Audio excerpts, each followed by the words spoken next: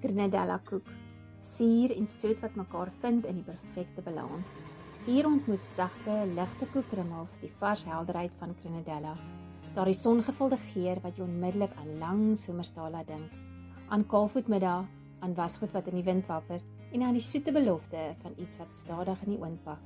Die romerige versiersel met sy klein swart pitte is so sonmerke, so somersproete wat stories van warmte vertel.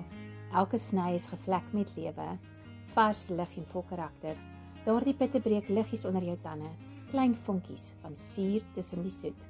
Dit is die soort koek wat jy op 'n plaasstoep sny, met wind wat liggies deur die bome beweeg en tee wat stadig afkoel in jou koppie, waar gesprekke nie gejaag word nie en tyd vir 'n oomblik langer bly staan. 'n Koek wat mense stil maak vir 'n oomblik en dan weer laat glimlag. Grenadella koek is nie net iets soet nie. Dit is somersproete en samesyn, vasgevang in sagte krummels.